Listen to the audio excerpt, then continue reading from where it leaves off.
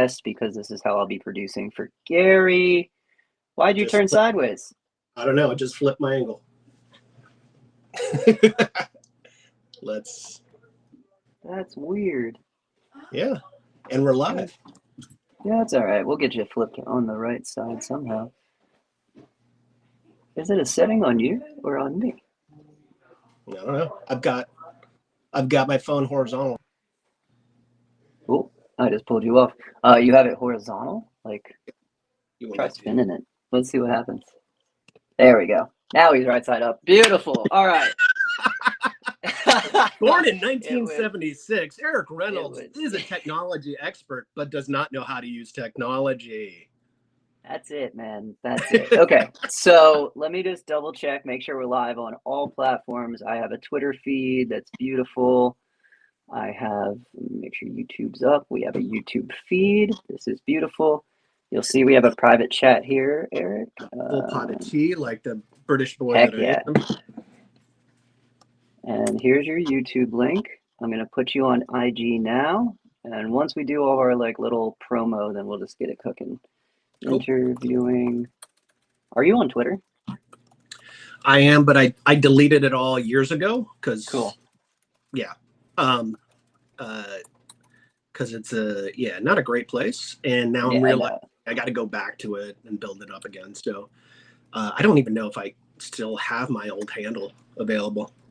Like I did a full delete. Like, are you sure? You get that question like 14 times in a row. And I'm like, yes, this is the worst channel for people to try to, have a discourse in the world. It's just, I completely agree with that. That's why I went Yoda mode. And until I started working for Gary, I literally didn't look at Twitter. My dad would ask, hey, did you see this? And I'm like, no, I didn't.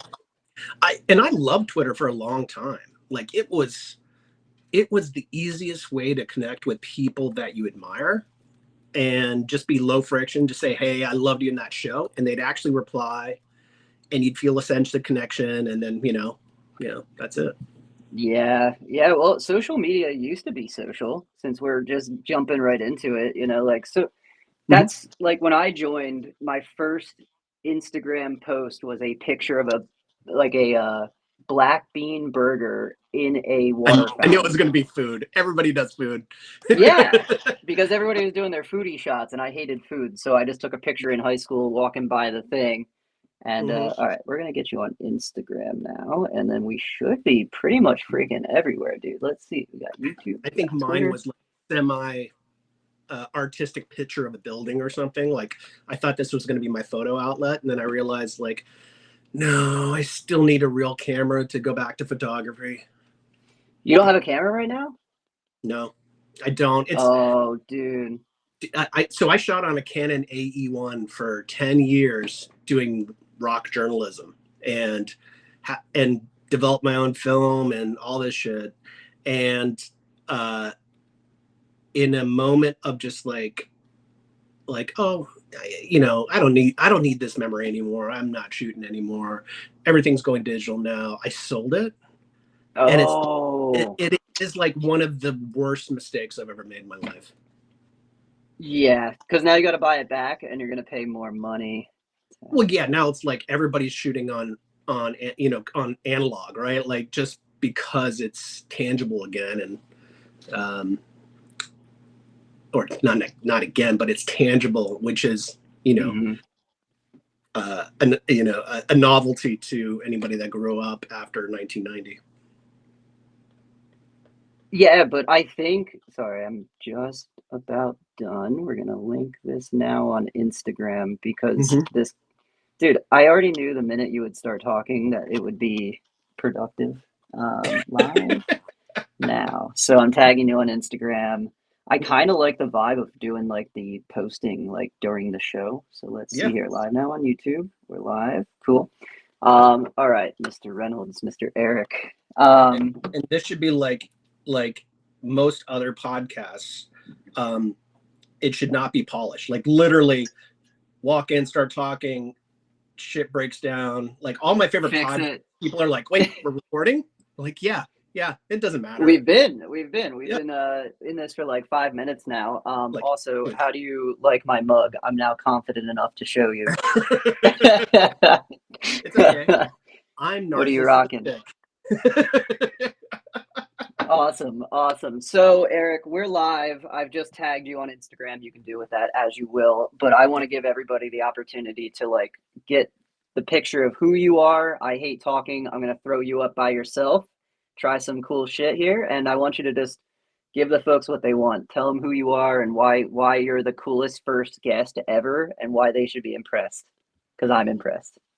Well, that's a buildup that I can't live up to. Shit. So yeah, man, like, my story, like, to really like get deep with you right off the jump, like, my story really begins at 17. And, you know, I was a typical angsty youth. And I loved music. I loved literature. I loved film and TV like you wouldn't believe. And I love games. And all I knew is I just didn't want to sit in a cubicle for the rest of my life doing, you know, very honest, ordinary work. You know, I wanted to never be famous because I never wanted to even deal with those demons that, you know, gets brought out in people. But I wanted to be in the proximity of greatness always. And so I just started doing the kind of work that related to the kind of people I looked up to. And at that time, as a 17-year-old, who do you look up to? Musicians, usually. So I started writing for a local broadsheet, which then kind of grew into a regional broadsheet, you know, like Daily Planet, Creative Loafing, you know, those kinds of things. Every middle to big town kind of has one for entertainment and covering bands. And then, you know, this was at 16, actually, 16 to 17. And I got to go behind the velvet rope at a very early age because famous people didn't. I was more interested in their art and not their fame. And that could be sensed by just anyone who ever gave me an opportunity. And so, you know, I started doing music reviews and getting to meet, you know, Slayer and Biohazard. These are the late 90s, right? So I'm like how old were you when you met them? Somewhere between, I was probably 18 at that point. Holy shit. I would have pissed myself. And I'm backstage interviewing, gosh, I forget the lead singer from Slayer's name now. I'm interviewing and I'm hoping for some demonic shit, like some cool, you're like, yes, rain blood. And this is when I realized, like, oh, this is all a artistic persona. You know, not when I say facade, I don't mean it in a negative way. It's a facade that is an artistic persona to evoke a brand, to evoke this person's poetry and rock. And it's a fucking business. Because I was like, so tell me about the new album. What are you guys really focused on? And he immediately jumps into, yeah, new record. We're really happy about it. You know, we're going to hop on the jet and we're going to hit about 57 tours this year. And I wanted to hear him go like into the poetry. Like, yes, I was in a summoning circle trying to reach the 7th circle of hell. And that's when I ran into my buddy Paul. And he's like, hey, I'm in the 8th circle. Why don't we throw down some bass riffs? Mm-hmm. And I never got that. And that educated me like right away. So immediately I became that guy that could just talk to anyone. And ended up leaving that publication and finishing college in the middle of nowhere, Oklahoma. So northeastern state, Tahlequah, Oklahoma, home of the Cherokee Nation. and I worked for the Hard Rock station out of Tulsa as a intern. Did a little bit of DJ stuff, a little bit of like events, concert promotion, and then I shot for my college newspaper, and got all access to some of the greatest shows ever. So like that was the second or third or fourth year of Warped Tour. Like I think Smoking Grooves was that year. I saw a bunch of people, Cake and Semisonic and all these kind of like bands that were in and out of top 100 radio at late 90s, and I started creating a relationship with music labels. I realized like I wanted free stuff. My nickname is Frugal Frank. I just don't want to pay for stuff. which is a quality that I've noticed exists in most like famous people. Like my brother-in-law's brother, true story, was Arnold Schwarzenegger's assistant, and Mercedes brought him the brand new Maybach, and he's like, "This is good, cool." And they're like, "And we're going to give you a great deal. It's only going to be half." And he's like, "Why should I pay for your car? I'm driving your car." Mm-hmm. And that to me, like every other celebrity I've ever met since that quote, like that's all I hear now. It's like, oh, they don't pay for anything. So going back to college, I started developing these relationships with record labels, specifically Geffen. I was enamored by Geffen because he was such a, like a raconteur, and because, Sub Pop, Geffen had some, they broke grunge, right? And I was, way deep into, Pearl Jam, Nirvana, Soundgarden, Me Puppets. I started getting into older punk like Black Flag, and my genre taste is actually all over the place, which made me good at interviews. And so between working with labels and then working with my craft, actually having something to offer them back. Mm-hmm. So every time I covered a CD, I sent those clips to the PR departments because I know that that's currency to them. They want to be able to say, "Hey, that tour you did in Tulsa, where, well, I don't think it's KROQ, but whatever, K whatever, covered it. This young man named Eric Reynolds, and he also covered it for a college newspaper, and it was also picked up by the Tulsa newspaper too. And now I'm offering them coverage for a badge, and that was like the holy grail. Once I was getting badged into shows, like all my friends and I, we would go to the Warped Tour, and then I would say, "I'll see you. You'll see me on stage." And I was that kid on stage, like with Mighty Mighty Boss Tones. I got this awesome picture of one of the guys stage diving midair, everything going crazy, and it was incredible. And what I realized was the entertainment industry that I so very much wanted to be a part of as an artist, as a creator.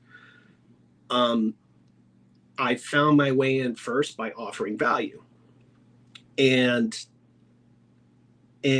also by having the kind of confidence in myself to know that I belonged in the same rooms as famous people. And to this day, like, because I educate myself, because I consider myself well-rounded, whether it's a boardroom or a green room, or it's, Aspen Ideas, like where they bring in everyone from statespersons to tech entrepreneurs and things like that. I have no problem being in the same rooms as some of the most rich and famous people in the world, because they want to be human and they want to actually have conversations, most of them, right? And that level of connection and being earnest about it, right? Like, I just realized that was kind of a superpower, because I truly want to understand everybody's stories. Like, I just love, I love people's stories, and I'm a secret introvert, right? Like I told you before this, I've been on camera probably 5,000 times in my career. I still have panic attacks. You know, I'm pretty sure I'm gonna pit out in this light shirt, and I should have worn my black shirt. But but the flip side of that is, once I get kind of past that fear, I go to a deep empathy space where I find everybody's jobs interesting, everybody's lives interesting. Like, learning how someone actually lays brick correctly, to me, is fascinating.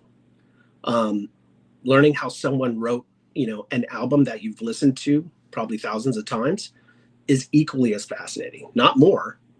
To me, it's equally as fascinating. And that kind of balance, you know, kept me in the room. But also, you take your lumps along the way. And like, sometimes I didn't always do my homework. And so I'm backstage, I think, at that very same tour, met Matt Pinfield, and I'm, you know, I'm just a kid. I'm trying to act cool because I've never been cool, you know? And I'm waiting outside this artist area, because I was already in the VIP backstage area. And this guy comes up to me. He's like, "Hey, who are you waiting on?" I'm like, "Oh, I'm waiting on Third Eye Blind. I'm interviewing the band here in a second." He's like, "Oh yeah, cool. You know, like all the band or just someone?" I'm like, "No, I'm here to interview all the band, and you know, I'm really excited about it." And he's like, "Yeah, well, I'm the guitarist." And I'm like, you know, this is literally 30 years later, and I'm still thinking about this moment of being humbled, of not doing my homework and not recognizing this guy. And like, instantly, you know, he goes back into the artist area, and like a publicist comes out and like, "Oh, they just don't have time for college right now. You know, you're too small." And I'm like, "No, they would have done it if I had done my homework." So I didn't get that interview, but I got so many great photos, and I did lots of write-ups, and I kept in touch with Geffen. And so I'm a kid who grew up in Virginia Beach, Virginia. So military family, never lived anywhere a long time.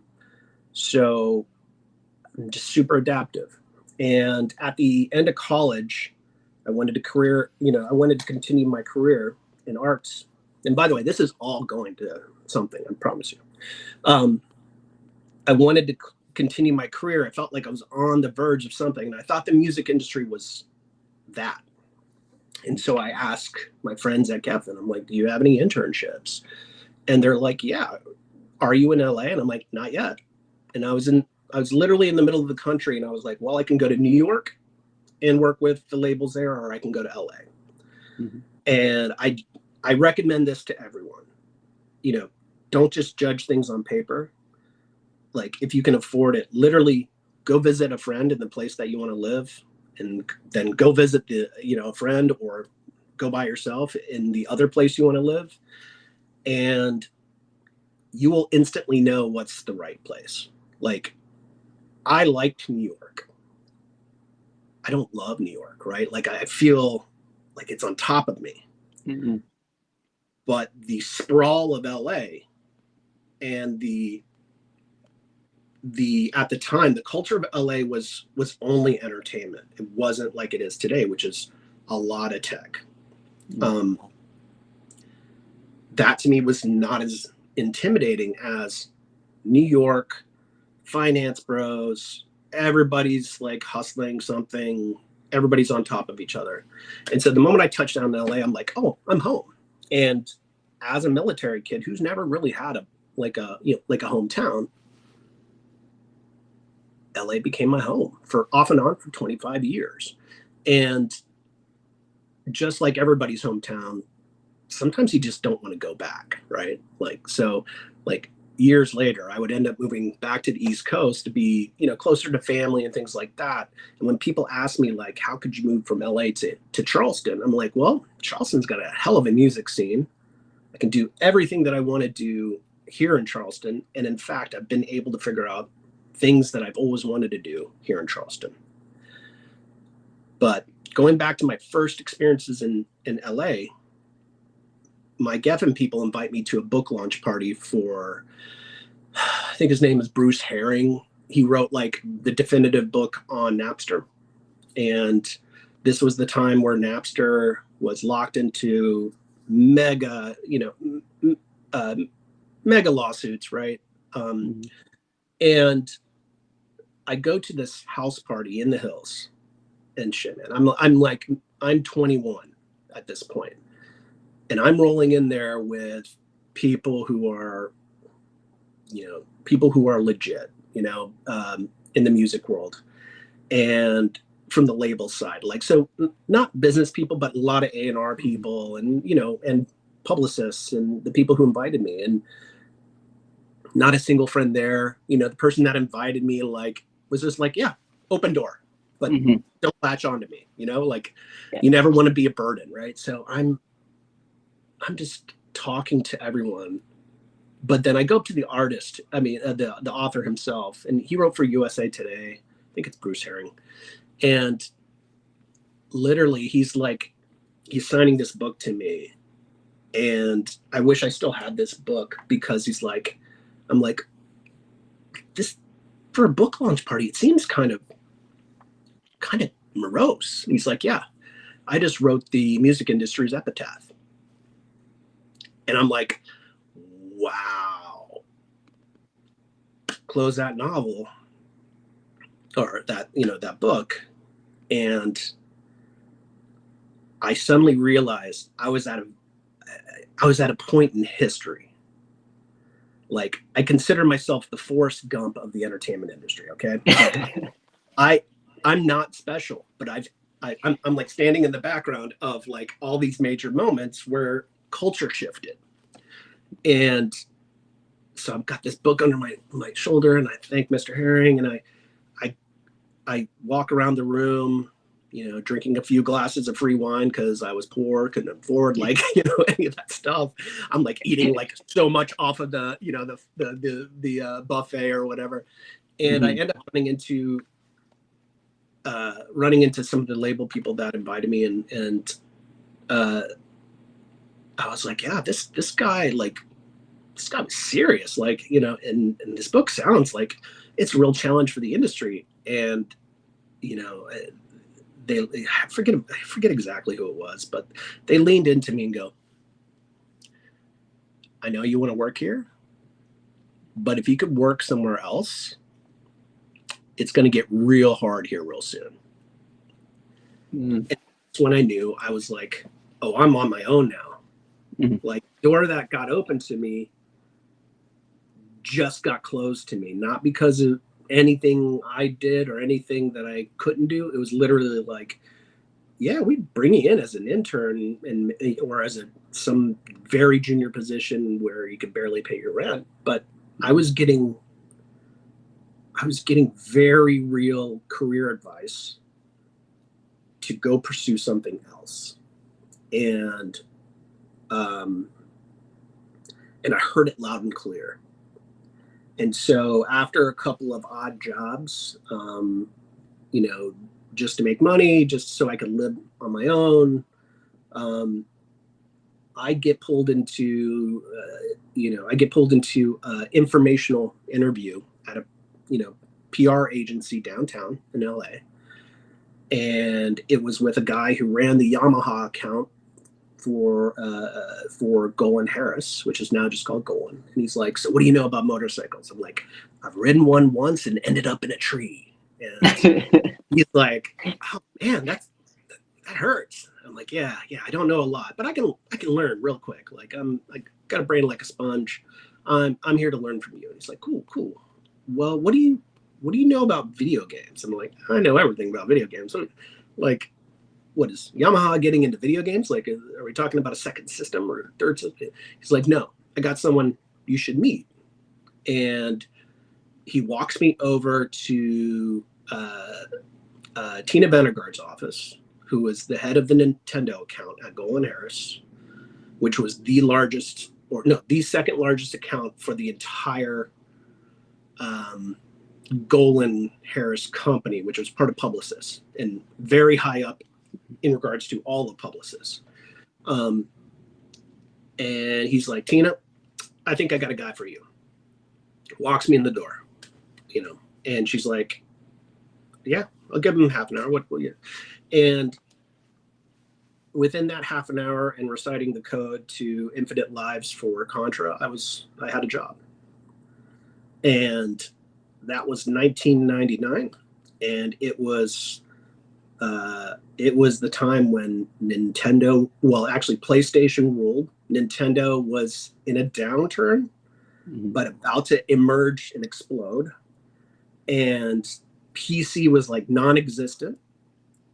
Nintendo owned handheld, and the games industry was still considered a toy. It had yet to leapfrog music, film, TV, everything combined, basically. And so I joined the video game industry at a point in time where great change and great, growth was about to happen. Talk about preparing yourself for success, but also dumb flipping your luck, right? Mm-hmm. And that's how I got into video games.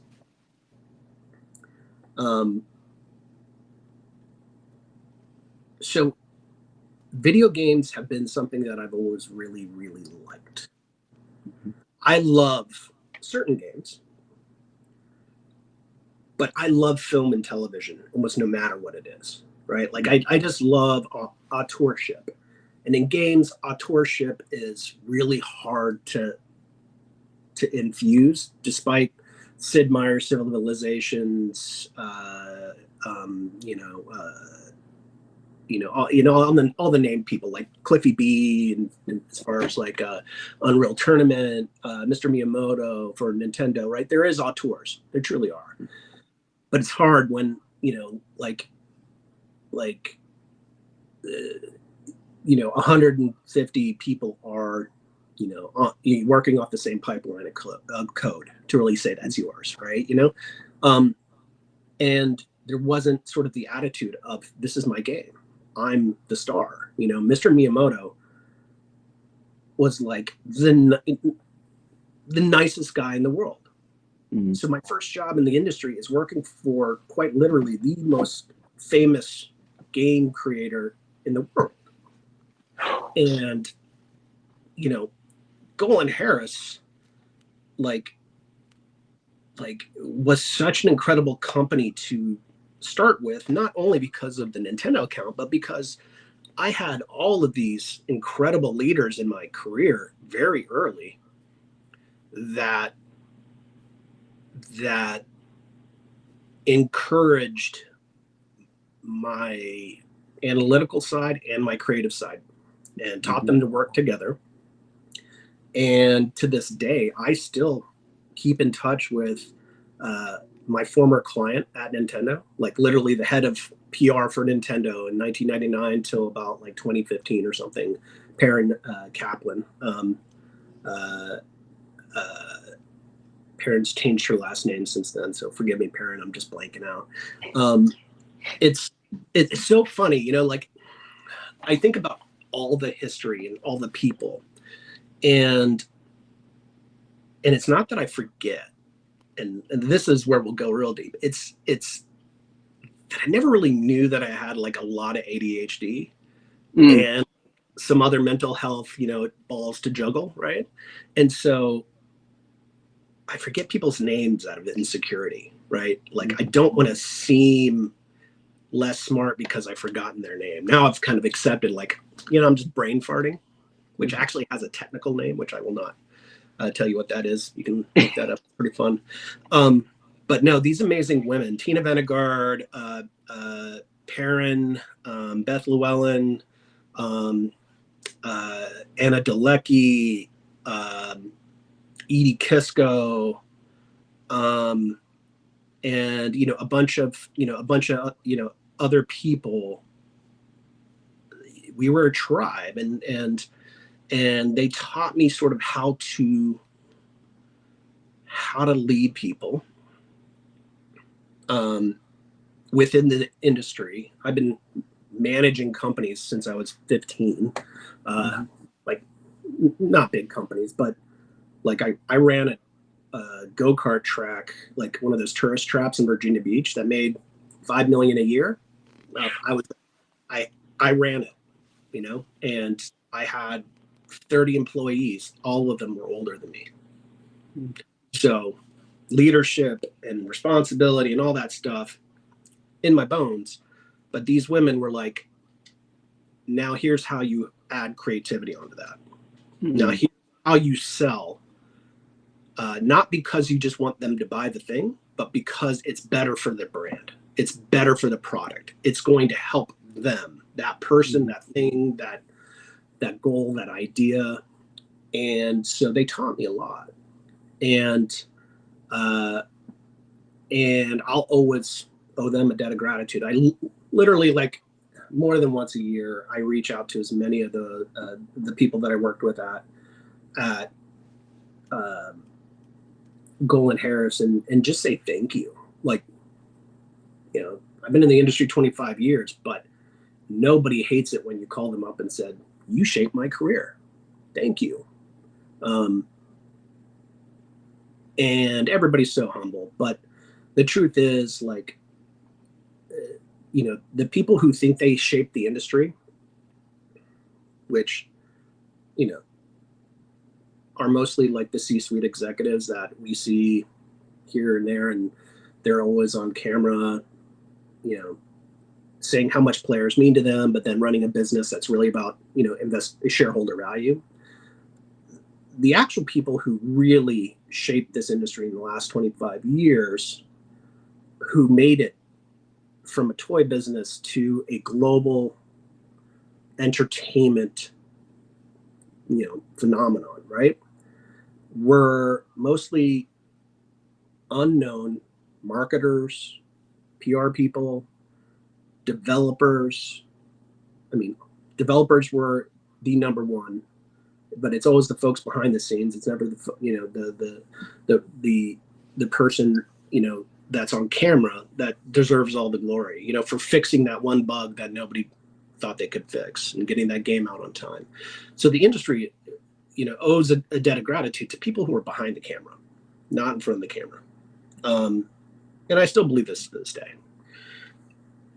So Golan Harris was amazing to me. But then I got a screenplay optioned by the former head of Dino De Laurentiis' studio. And instead of doing the smart thing, which is still working and being a screenwriter, because I was told a deal was around the table, like around the corner, I quit. I quit for a year and was a quasi-paid screenwriter, right?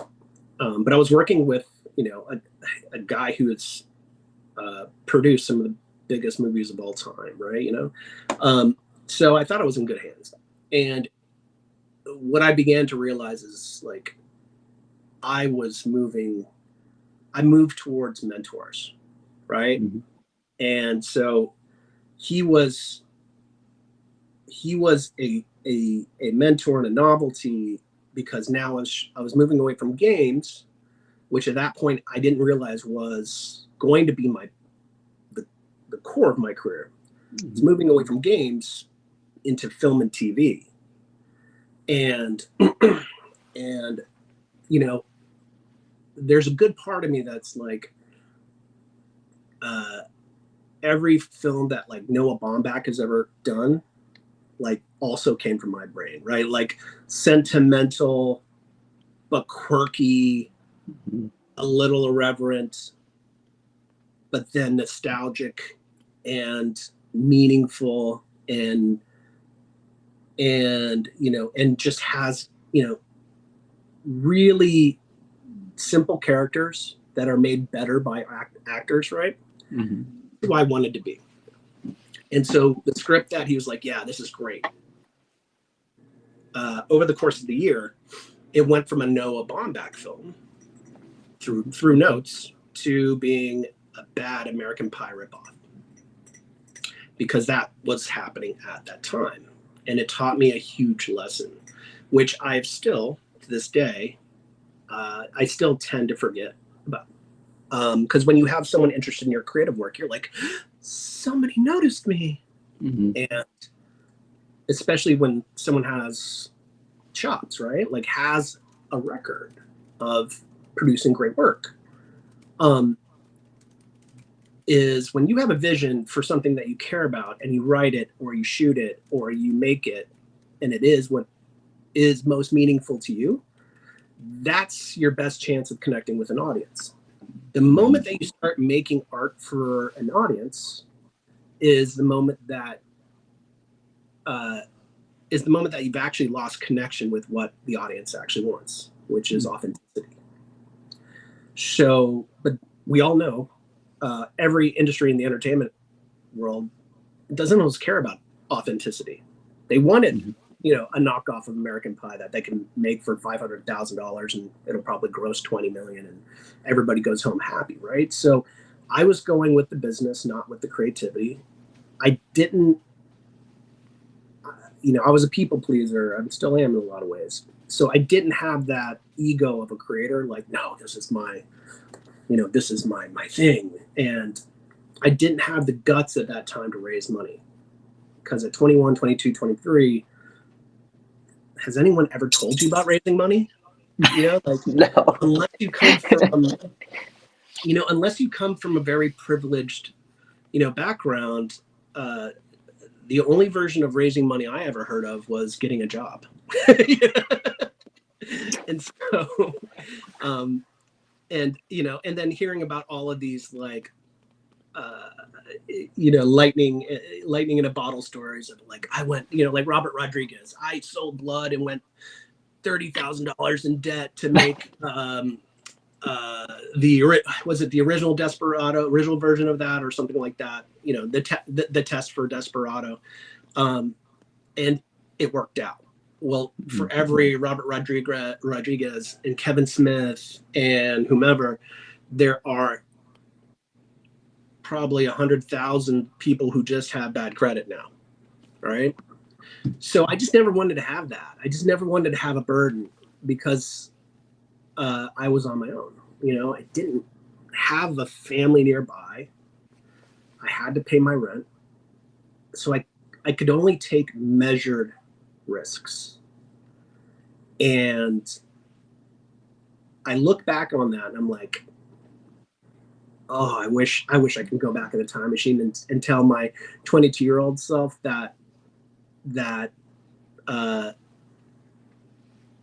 part of work and life you love the most is taking risks. Not for the adrenaline, but because you just want to shove it in other people's face. Like, yeah, this is possible. Not in a look at me kind of way, but in a like you said I couldn't do it. You said I couldn't get this done. You said that only these people make games, or only these people write this, or only professional music journalists get to appear in these things. I'm like, no. It's people who just try and try and try and try and try. In my 20s, I thought failure was it. I thought once people learned that you failed, that you were off their cool guy list. And that is so not true. Like unless you set, a Hollywood lot on fire, like it's not true. Like people respond to the work, and they tend to forget about you. They see so many of them, like it doesn't matter. So that script went around town, and it landed like a lead balloon. After like 6 months of like a lot of people wanting to meet with me, like seriously, like I remember sitting in a general with, I think it's 3 Cannons Films, and they were like, we've got this young actor, um, uh, uh, not Colin Firth, Colin. What's Colin's last name? Colin Farrell? Yeah, Colin. We got this young actor. Colin Wait, for real? Colin Farrell? Yeah. Oh wow, I got it right. who would be perfect for this, but maybe something more serious. I'm like, I've got a version of that that's more serious. He's like, okay, cool. Well, send that along.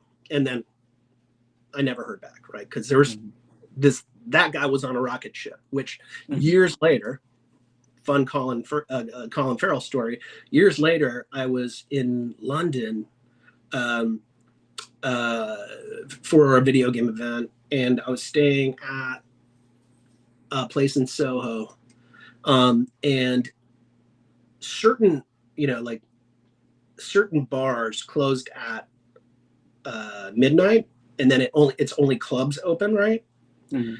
So, but the hotel bars could close and it would be private. So I went to the hotel bar, and there were a bunch of people playing in this very small pool area, and there was nobody else up because it was about midnight or something like that. And I'm like, who's in there? And they're like, no, it's might be a private thing, but yeah, we can get you a drink. You could sit over there, and, I get a pint of lager, and I'm like, I don't want to hang out by myself. That's weird. And so I just walk into the pool room, and and very, very just like, hey guys, can I join you? I'm by myself, and it probably wasn't that eloquent because I'd probably been drinking a little bit that night with because it was like a post-event thing, right? But it was more like, hey, what's up, and they're like, yeah, join us. And I sit down, and I realize everybody in the room is very good looking. I'm like, and these two guys are playing pool, and all of these women are incredibly good looking. And I'm like, oh, that's Jason Statham playing pool with Colin Farrell. And these are all like Victoria's Secret probably models. And I was like, oh, this is the VIP of the VIP room. And I felt cool for a minute, but I literally could not get words out because I was like, I don't want to be an idiot because I had a couple pints and I wasn't really good to be social. But I don't think I was weird, which is great. But I remember sitting next to this very like thin model, looking woman, and just seeing her starting to sway. I'm like, hey, are you okay? And she's starting to sway, and she just goes and face plants on the floor. and like Statham and Farrell were like they rush over. Both of them are complete gentlemen, really incredibly nice guys. Like, first off, they didn't say fuck off, right? Like they were like, come on in, join us, and that says a lot to me about a person's character.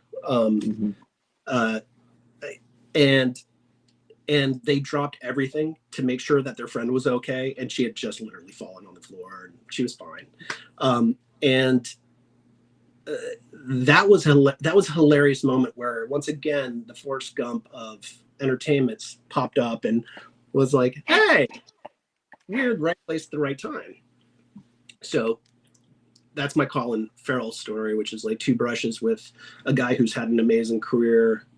And I'm obsessed with Colin Farrell. I've been keeping my mouth shut this whole fucking time. I like, I don't like, me personally, so like, I'm like, I haven't said a fucking word. I'm obsessed with Colin Farrell. So like, I'm sitting here, and the question that keeps popping into my mind, like, you keep hitting on this thing that, like, this is why I think we get along so well.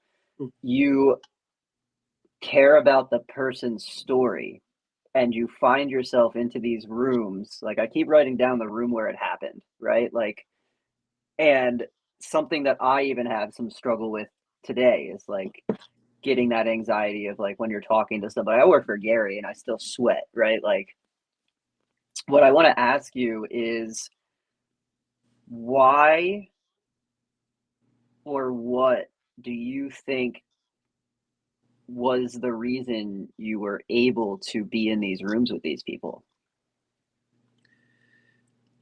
Um,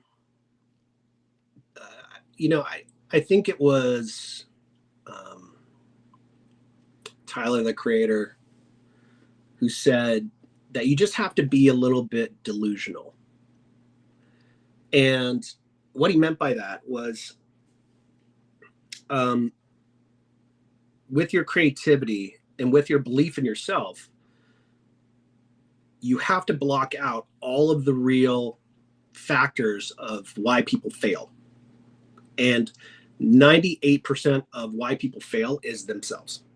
Is because they tell themselves they're not good enough, they don't belong, that their art is not good, that they can't move out of their small town, or they can't make a difference from their small town, that they can't, so they won't. Like, many people don't start, they just don't start. And so the world has lost a lot of amazing art because people are afraid to start, because failure is a sin to so many people, right? When in fact, failure is the only way you get good. That's it. Good at anything. Like, you got to miss a lot of pitches in order to start hitting home runs. But going back to Tyler's quote, that doesn't mean cocky. That doesn't mean narcissistic. That doesn't mean, me. It's all about me, right? Like, it's just like delusional about your ability to, if your goal is to be successful, then you'll never be successful. If your goal is to work on your craft, to work on your career, to work on your art, to work on yourself, then you can be successful. Because as back of a, those, I hate motivational books. I hate them. I can't read them because, there's this insecure narrative within my own head of like, I know this, I know why. Yeah. Like, but, I've always believed that I could connect with anyone in a room. And I always believed that my opinion, while I always felt that my opinion mattered because I can analyze all the all the pieces on the chessboard, and then riff solutions quickly. I've been able to do that since I was very young, and I've been able to write well, compelling copy, compelling notes, compelling stories, ever since I was young. And so if you can write a story that just makes one person give a shit, like, you can sit in a room and capture someone's attention because you still give a shit. So that's what it was, is, I went through high school so afraid to raise my hand and answer the question that I knew was right because I didn't want to be a nerd. And I finally got past that insecurity after college.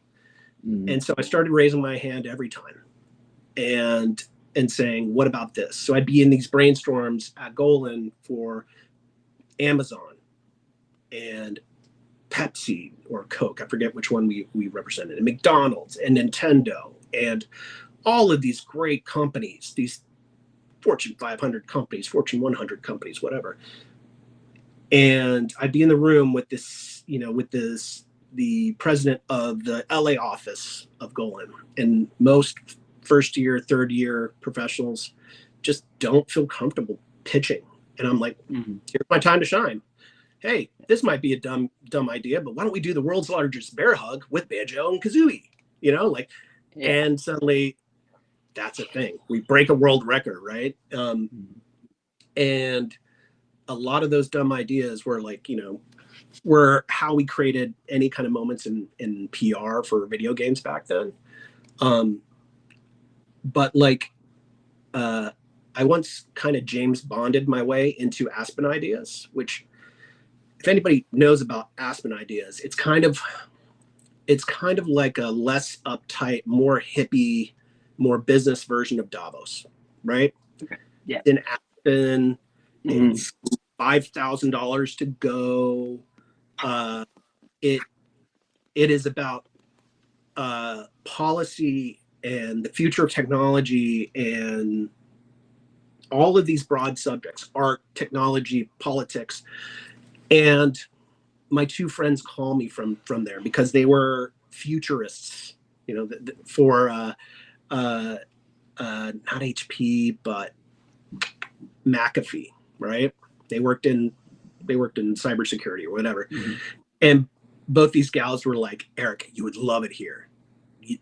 You're like, this is like curiosity heaven. Like 1 minute you're in a room talking to an author that sold 10 million books.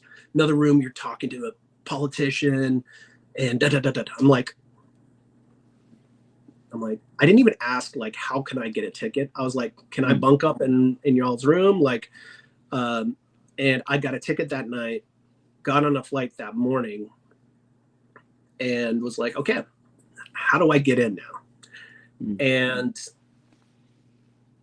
And I don't know, like this is where sometimes I am a little cocky, is I walk.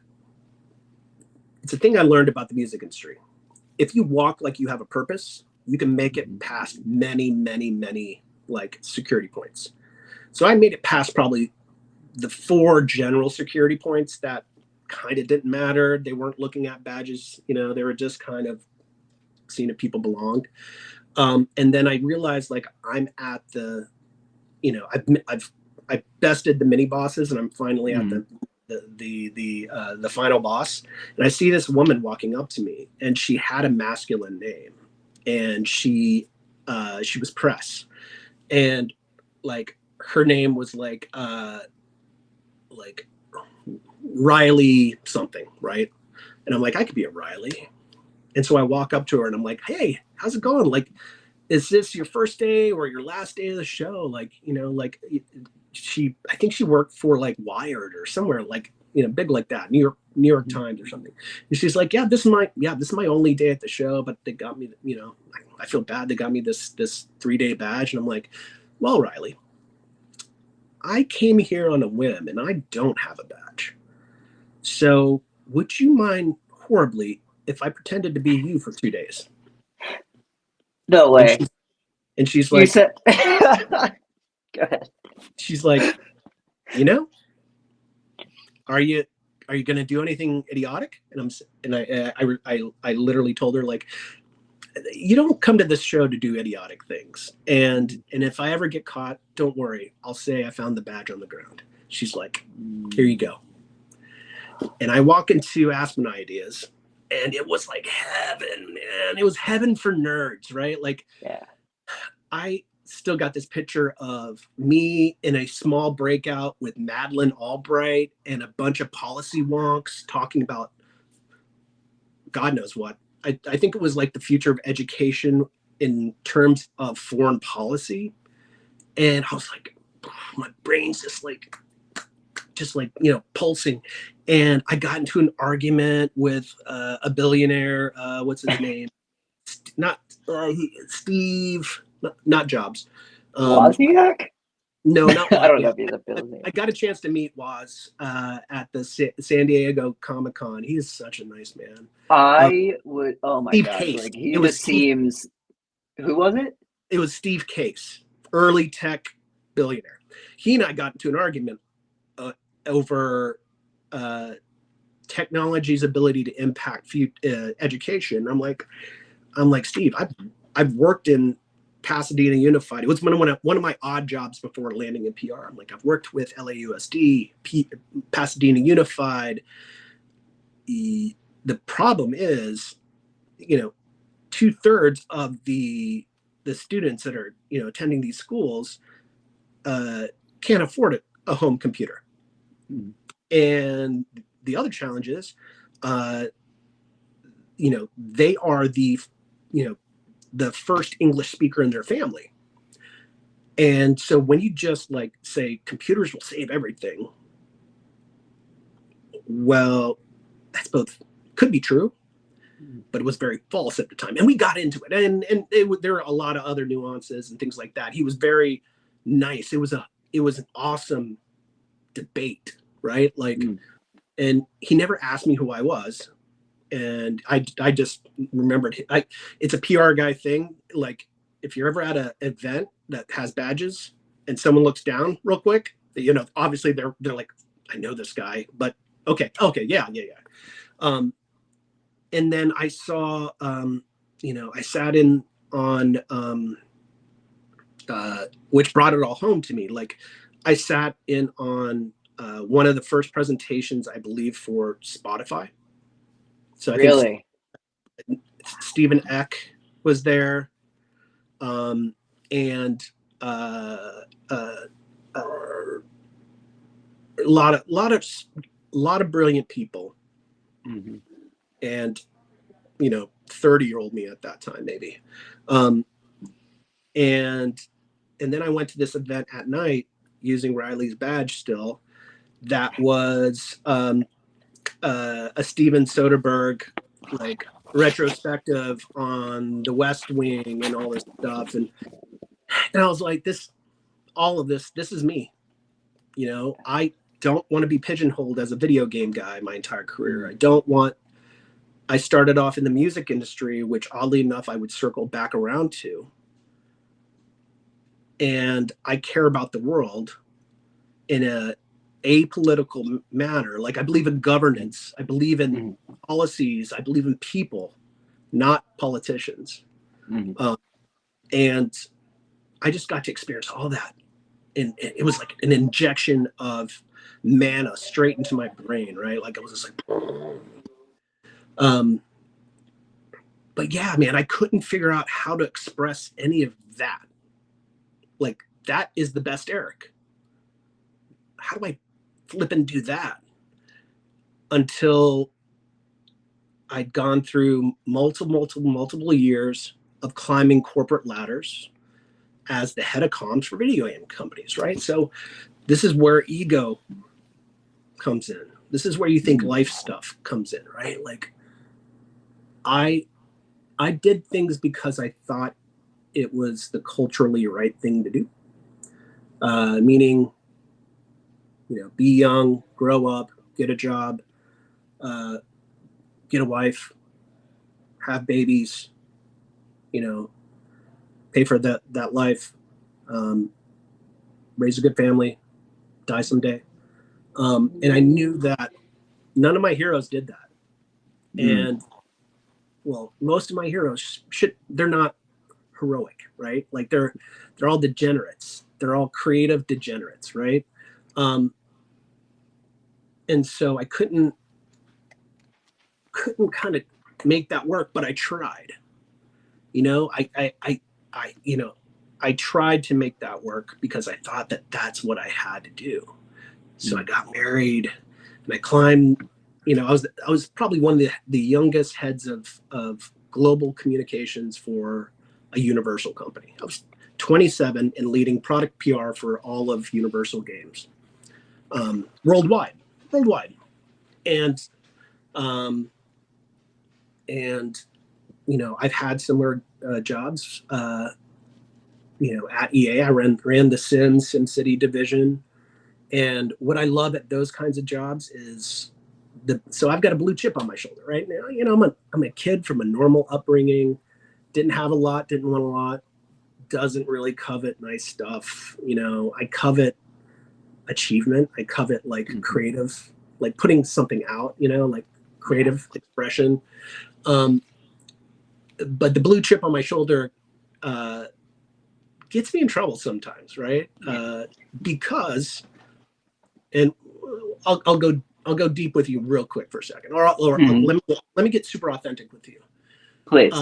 It's not until the last 3 years where I have sat down with a psychologist and really worked hard on what kind of chemicals are lacking in my brain, and what kind of side effects and outcomes of not properly managing your mental health while trying to do multiple startups, which is the most stressful thing you can ever do in your life.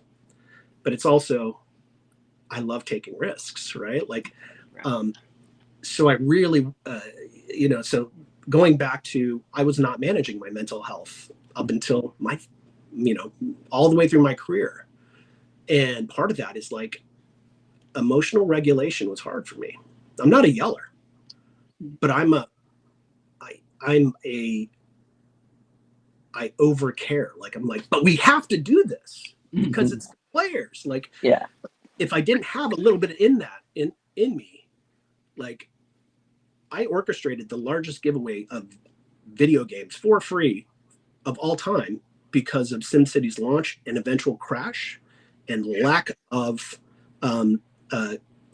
being able to be played for 2 weeks. I didn't network engineer this thing. I didn't develop the game.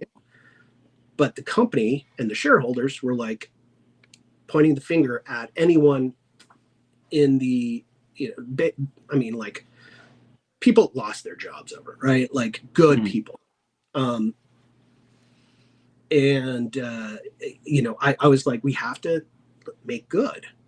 We've got this digital store, give me a list of all the games we can give away without having to pay a license fee. And I got that conversation started, and I got that through my mentor there. And he was the head of PR for everything.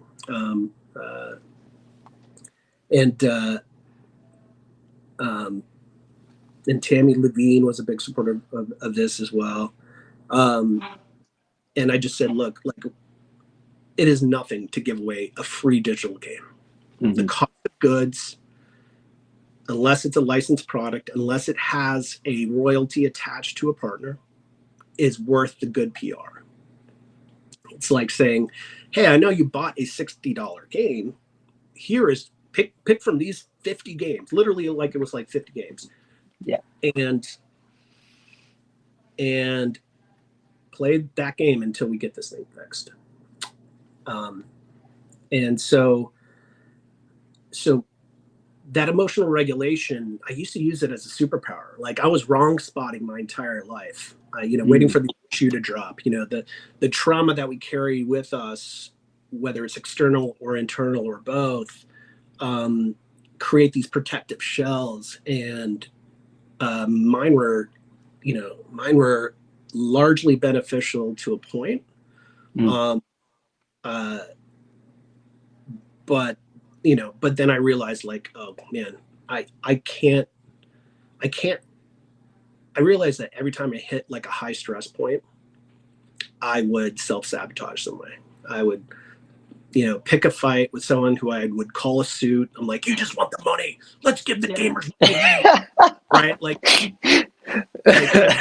I could totally picture you in a Black Sabbath t-shirt, Tony Stark style, saying, fuck you suits.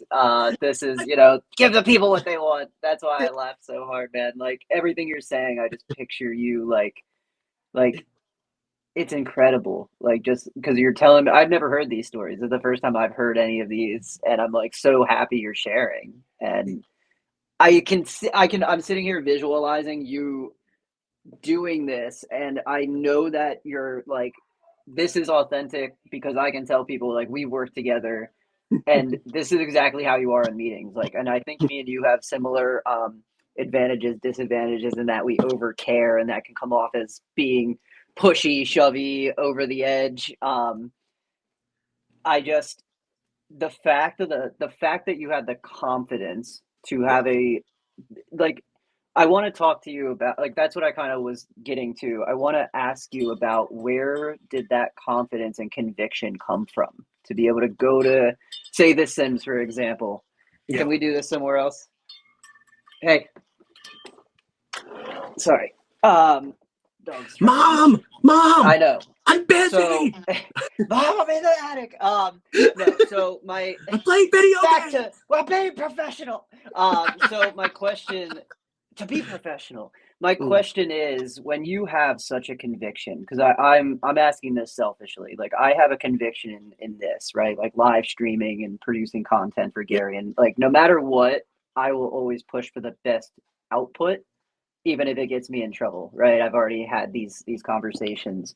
My question is, when you have the conviction that you had to go to, say, Sims, and yo, we're gonna give away a bunch of free shit, what gave you the confidence, or what is kind of like that secret to being able to have a conviction? The challenge. Yeah, right. No, I'm just trying to figure out like what the fuck, because like it's something that's blocking me. Yeah. Right. It's when you have a conviction and you know, you're learning how to regulate and when to say things and when not to. When the fuck do you take action on your conviction versus when do you wait?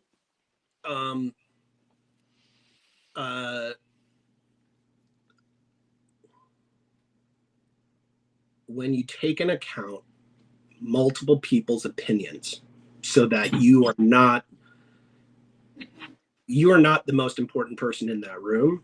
You have literally listened to people who are part of the thing, and then you make a choice about that thing, and then you represent that choice to the person that has to approve that thing, right? So the PR manager on that game was Charlie Simsani, who is still in PR, still doing great tech in video games too, I think. He was mad at me. He was really mad at me because, kind of like a pitcher in a game, I pulled him. And I pulled him because I was about to make these recommendations and I was about to go on the line, and I wanted to protect him. Years later, I told him this. He did not like me for a long time. At least that was my perception of it. But I admired him. He's such a great PR person, such a great person. And at that time, I probably wasn't a great person. I was going through a divorce. And so getting into fights was, probably something I was using as an outlet as well. But my good-natured part of my professional career, the promise that I make to every single person is I will manage your career as fiercely as I've managed mine. And part of that, without properly explaining that to Charlie, is I pulled him off that project to protect his career. Because I knew that someone, and it wouldn't be anyone in the C-suite, it was either going to be Lucy Bradshaw or myself, being interviewed by every single video game journalist and being asked how you could do this. Same old EA. EA is bad, broken, blah, blah, blah, blah. And I'm like, I don't want that for Charlie. Like he doesn't deserve that. He deserves, like the other developers at Maxis who are asked to do the impossible, which was, Maxis makes incredible SimCity games. But they're single player, or I'd have to double check, but they're largely only single player. And if they were multiplayer, it would have to be land at that point. But for the first time ever, they were doing a multiplayer version of the game, SimCity 5, I believe it was, where what you do in your city can affect what someone does in their city. Like your pollution could drift over to them. Yeah, I actually played it. It's funny. Yeah. Me and my buddy would set each other's cities on fire while they slept. So that's, can confirm. So I pulled him out of the line of fire without properly explaining it to him because I wanted that fight. And I wanted to be able to say this can't be solved with a statement. This can only be solved with action. And I sat in the room with John Riccatello, Andrew, who later became the CEO, and all the big hitters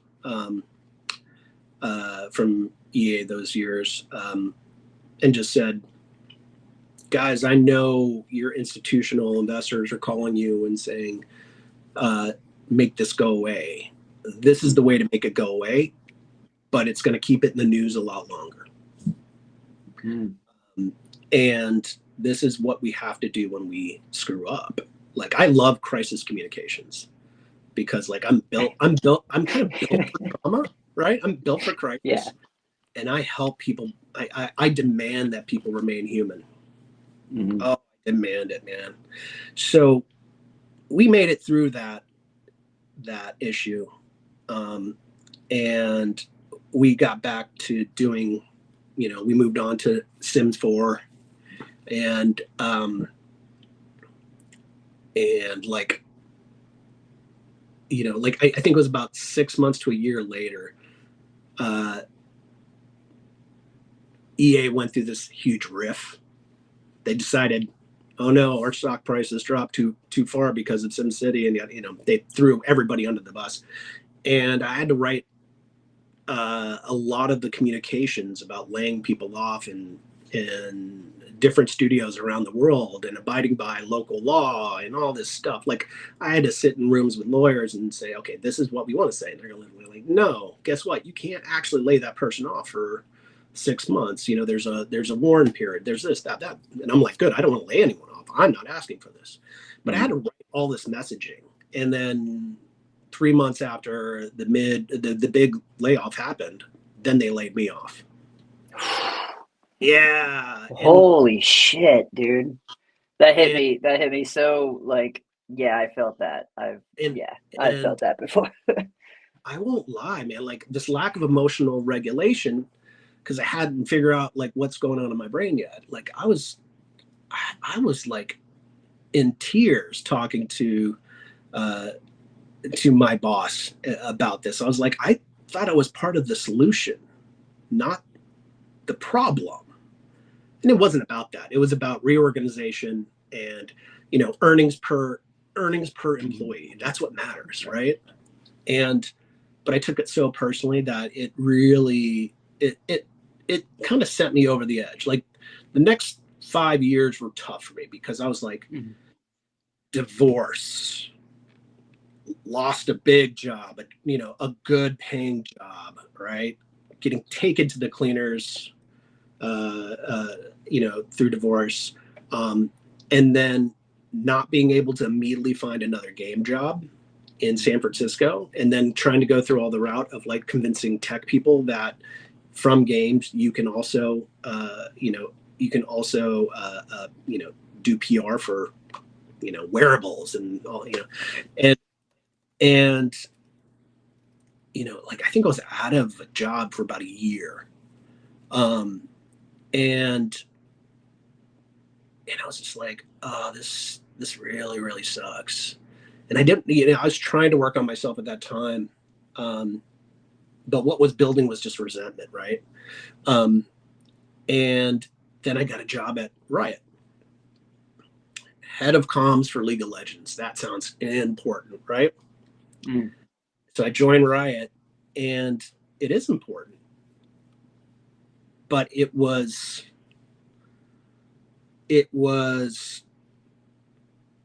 part of their organization is really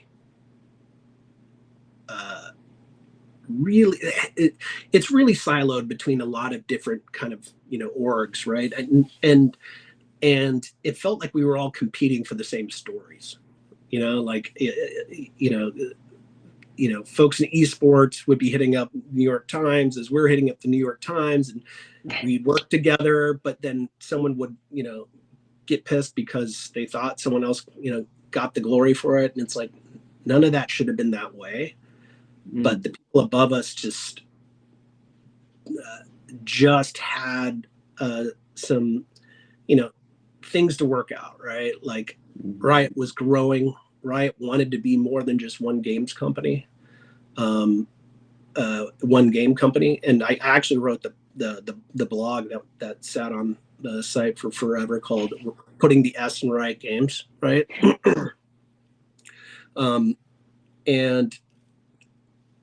And you know, this is where we get into another dumpster fire. So being in comms is always about shooting the messenger. Like, don't make anything. You can make enemies, but you don't make anything, right? Like, and so the development team wanted to wanted to kind of constantly drag the player along as far as like the things that they weren't going to do that year, like replays, like, certain balancing things, you know, fixing what the players called spaghetti code. And so I'm like, why don't we just tell them we're not going to get to replays this year? Why don't we create a regular monthly newsletter that just, we'll call it patch notes, and it's, it'll be the patch notes for the company, not the patch notes like per the patch, right? Mm. And the first one went out. The moment players heard that their things weren't being listened to, like I wasn't not listening to it, it turned into a giant dumpster fire on Reddit. Oh, did that ruin my reputation at Riot? Oh shit. And I remember for like weeks, like in company stand-ups, like people were like, I'm ashamed to work here. It was a very, very emo company to work at. And I'm like, oh, if you're ashamed to work here, you should go try working at EA. I mean, come on. But like, what? Yeah. The point of all this is not to drag, right? Like I'm not dragging anyone. I'm talking about the emergence of self when you know that your career isn't just sending emails. Yeah. Like that's all those jobs are, sending emails to people and getting results of those emails. It's the same thing as cold sales, except the journalists, except the stakeholders, and and I would literally, because I didn't know I had 18 different kinds of anxiety, I'd get like pitted out just sending an email update to leadership. So while like I'm super comfortable sitting in a room with anyone, including leadership, the moment that I have to create a work product that goes to them, like I procrastinate on it, I hum and haw on it, I overanalyze every single word and the positioning of why we're making a choice, and I just remember just not being like not being prepared to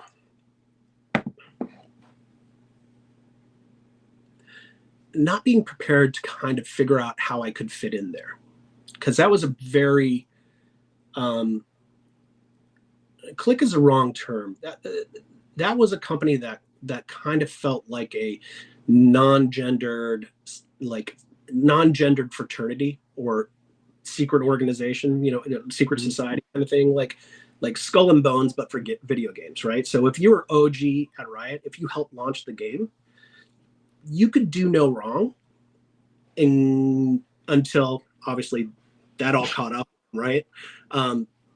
But for newer people, second generation people who, like, literally the game was 5 years old when I joined, I did a lot of great work. I did PR on behalf of 2 different albums, Pentakill and the EDM album. I forget what that one was called, which had awesome artists like Marshmello and Cascade, I think, and whomever. And so I suddenly was like, oh, music, man, I remember music.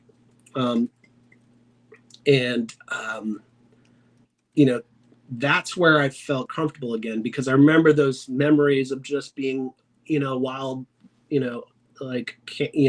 journalist, camera guy. And the story that I completely skipped over while at Universal was being a Universal company, we also owned Interscope, and my CEO lent me to Interscope for 2 years, basically to be 50 Cent's publicist, because we needed his video game to do very well. It wasn't very good. And 50's publicist, Yvette Gale, was going on maternity leave, so he needed someone to just kind of manage, right? And I loved that job, because suddenly it got me out of kind of climbing a ladder to doing the things that I really love to do, which is think on my feet, solve problems, and just make things happen. And he and I got along famously.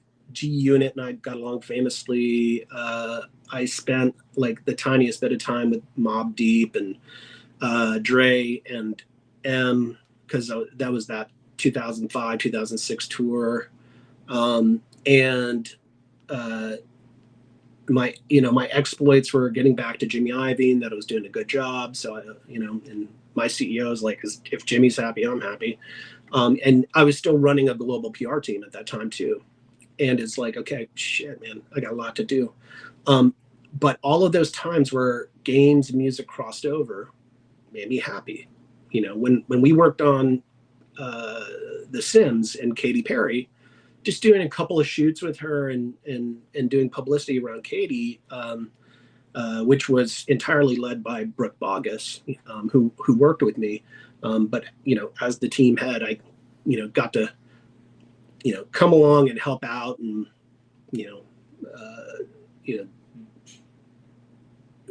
kind of get a sense of how we can do these things more often, because the Sims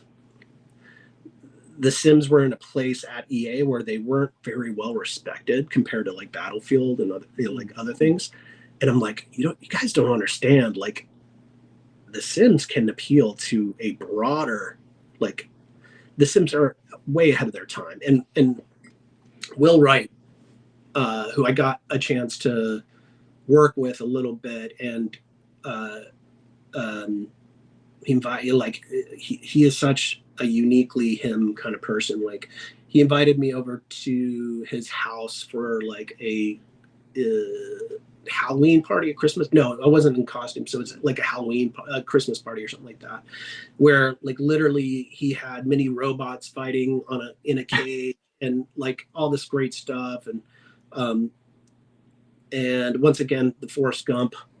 I'm just in the background with one of the best known creators of video games, and the Forrest Gump of being on the road with 50 Cent for like a year, 18 months, while he was the biggest rap artist in the world. Like, he overtook Eminem at that point. And then they kind of went one and two for years. It kind of, it helped my ego a lot. Like, I was like, okay, now I'm getting past the velvet ropes again. I'm not having to deal with boardrooms. I'm getting past the velvet ropes, to the point where like 50 was still in fear of his well-being at that time. And so every time that I would have journalists in my hotel room to interview 50, like his security team would sweep the room. Mm.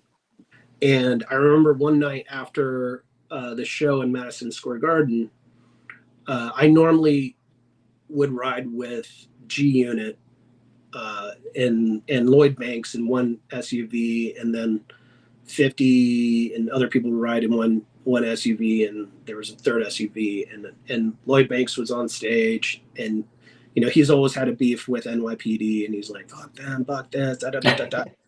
And of course, you call out NYPD on stage while they're doing free security for you at the in on the street and whatever. They're going to take offense. And so I remember leaving, and instead of getting into the SUV with Lloyd Banks and some of the G Unit guys, I got into like 50 wanted to talk to me about something. Yeah. And I heard, as soon as we got to the hotel, I heard that SUV got pulled over, and everybody got arrested that night for an unlicensed firearm being underneath the seat. Wow. So I could have caught a gun charge, right? So it's like midnight or 1 o'clock. I call my boss, the CMO, and I'm like, hey, Cindy, so here's what I'm going to need in order to do this job. I'm going to need a memo that says Universal Games will provide me and pay for full legal support, no matter what the charge is, as long as I'm working with universal and, irrelevance to 50 Cent. I don't care if it's guns. I don't care if it's drugs. I don't care if it's, whatever. Like, you're going to pay for my lawyer. And she goes, yep. Okay. Understood. Next morning, fax to the hotel, signed by our general counsel, was a memo going, you're under our protection. And that's how I knew I had a little bit of juice. I was just like, yeah. Like when you got what you wanted right away. That's amazing. And it also meant that I had people very high up who actually cared for me as a person. Like Bruce Hack and Cindy Cook, to this day, I consider friends. We talk often. They're both mentors of mine. They've opened great doors for my current companies, like Affirmation Studios and from a consulting standpoint, things I do. But man, getting that memo, I was like juiced. I was like, okay, now I feel fine, because I've never gotten in trouble. Like, I've always made it a very, very, I was always very good at getting out of trouble. I could talk my way out of most things, but that night you can't talk your way out of an unlicensed firearm. No. So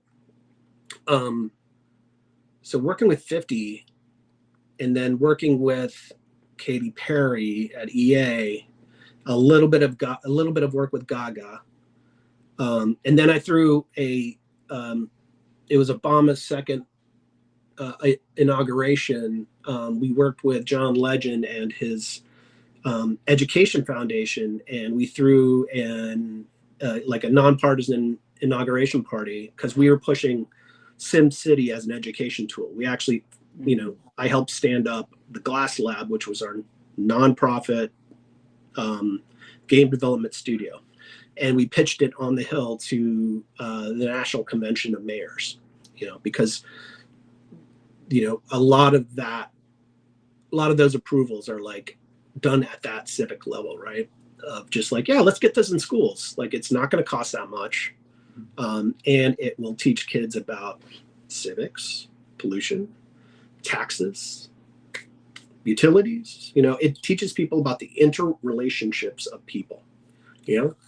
Why is crime going up? Because there are no jobs. Because you haven't built factories.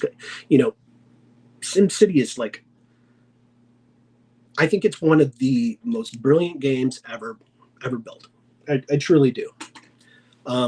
Because it just tells you that there is no black and white answer to social issues and civil issues and governance.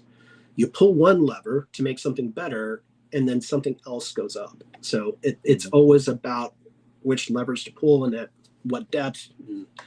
And so that was really cool, because I got to pitch something on the Hill. And then I got to throw a party at the W for Obama's inauguration. We got, literally, it was bipartisan.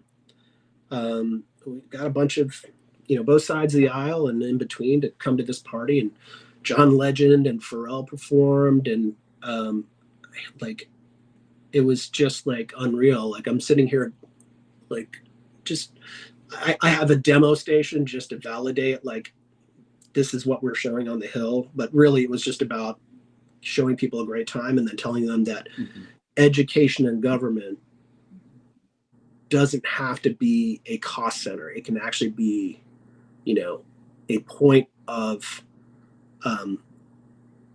social growth, a pathway out of hard economically hit communities. It could be a lifeline to people. And showing the interconnectivity of towns and cities through SimCity could subliminally say, hey, Mayor of Detroit, when Ford cut 10,000 jobs and sent them to, Canada or Mexico or whatever, right, during the NAFTA agreement, well, that's going to have a knock-on effect. That's going to be good for Ford, which is good for American business. Yay, stocks. but now you've got all these out of work union employees, right? And and then you got to start attracting more automotive companies to Detroit, which was the heart and pulse of American industry for a long time, right? Mm-hmm. And I geek out over that. A game reminded me of like, oh, this free trade agreement, which on paper is really, really good, is also in reality pretty good for some people, some things, and really bad for some people and some things. So there's no black and white answer to life, right? But then working with Pharrell and John Legend, I'm just like, music keeps calling me back, man.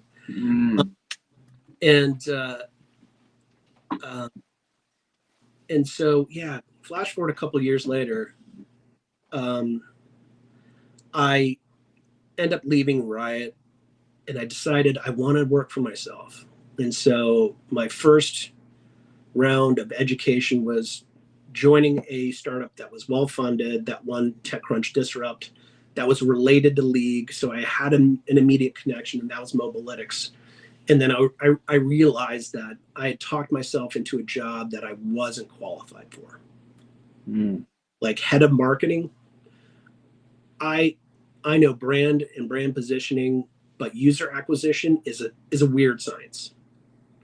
And hats off to user acquisition experts, because if you don't calculate your lifetime value right, you can actually bankrupt your company with ad spending, which happened at my next company, Loot Crate. They went from fastest growing company in America on the company of Forbes magazine, or whatever that was, Inc. magazine, to bankrupt in 2 years because of poor LTV calculations, or misunderstood LTV calculations. The math was probably right, but the outcome was wrong because we were diluting the main product with all of these great other products, and that wasn't factored in, right? And so in those two jobs, I learned a lot about startup life, right? Like, you're paying out of pocket for a lot of stuff.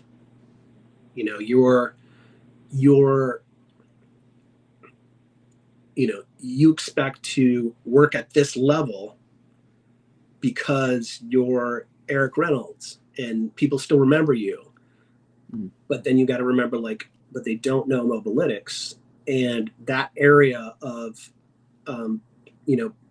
esports player tools aren't really a great story for a lot of video game publications.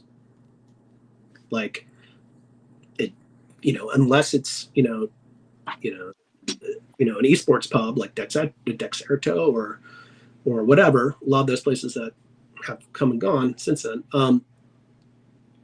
You're hitting business pubs, you're hitting the Silicon Valley stuff, you're talking about their next raise, and so I was a fish out of water there. But at Loot Crate, I was in. I knew, I loved the core message of fandom.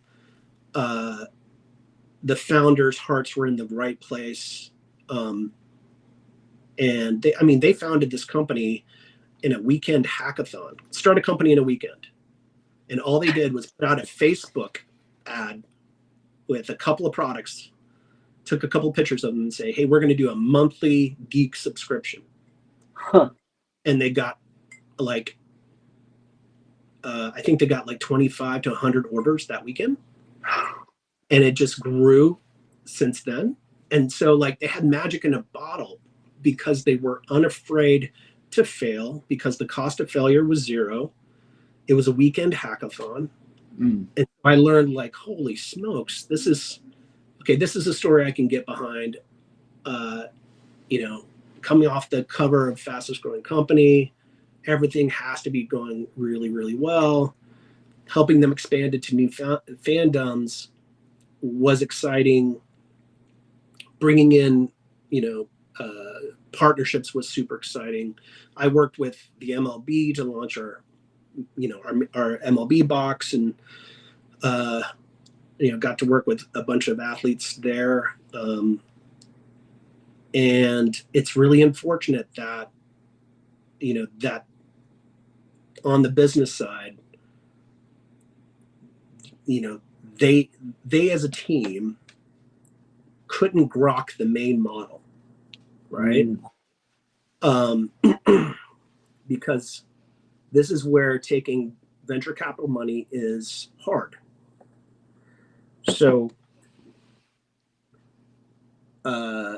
there, and I've learned this since like becoming a founder a couple times over, is like there are a lot of financial instruments to fund a company. It's not as simple as I'm going to sell you 25% of my equity. That's what Shark Tank is like, right? Straightforward. I'll give you $100,000 for 50% of your company.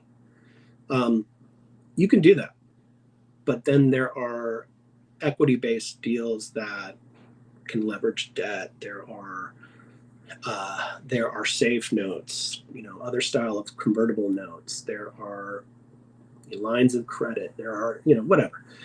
You can leverage other people's lines of credit, right? And they kind of taught me a huge lesson, which is you can be considered. They actually created the subscription box model and made it successful. There had been subscription boxes prior, but none that made $100 million a year. I think that's when Harry started coming out, and like every other thing, like, oh, people need